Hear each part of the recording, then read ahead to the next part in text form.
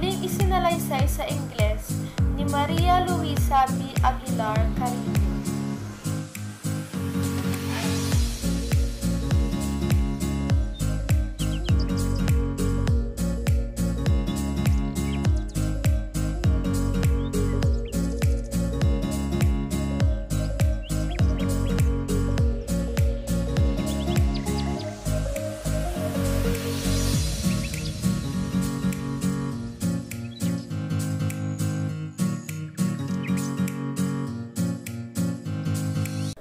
Noong unang panahon, sa Kaharian ng Quiapo, nakatira ang mag-asawang Bugan at Bigan. Hay, anong saysay ng buhay?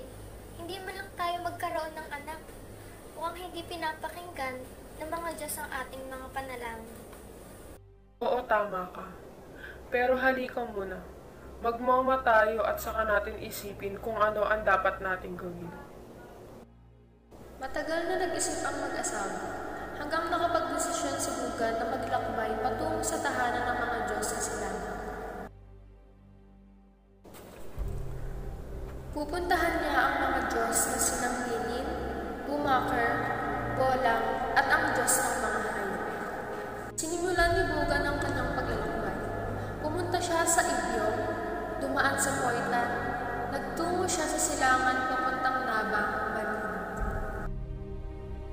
Tumawid siya sa ilog ng Kinakin at narating niya ang lawas sa Ayaman. Nakakita siya ng igat sa lupa. Tinanong siya nito. Saan ka pupunta, Bugan? Pupunta ako ng silangan para maghanap ng lalaman sa akin. Huwag kang malungkot, Bugan. Sige, magtungo ka sa silangan at magpakita sa mga Diyos. Sa narinig, ay muling naglakbay si Bugan at nakarating sa tahanan ng kinatatakutang pating. Nilabanan niya ang nangangatog ng kanyang tuhod. Hinarap niya ang pating at nagwika.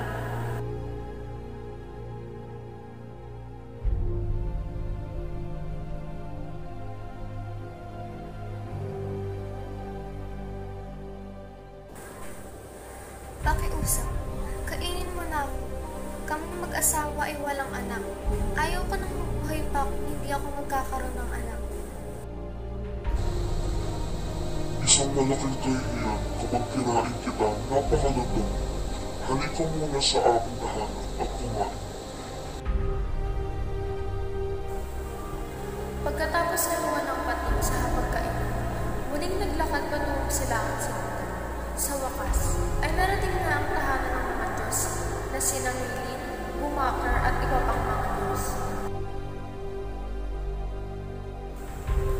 Labis siyang napagod kaya humiga siya sa puso na nasa labas ng langit. Doon niya hinintay ang mga Diyos. Lingid sa kanyang kaalaman, nasa loob lamang ng bahay si Bumaker. Umaalingasaw ang amoy ni Bugan kung kaya lumabas si Bumaker. Upang hanapin ang nakita niya ang isang magandang babae na nakaupo sa kanyang puso. Tinanong niya ito.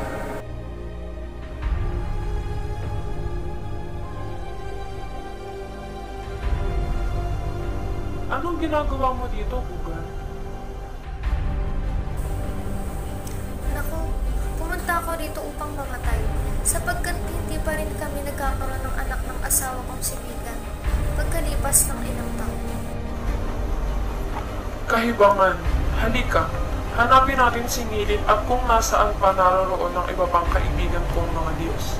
Ikaw ay aming tutulungan. Madali namang natagpuan ni Bugan ng mga Diyos na kaibigan ni Bumaker.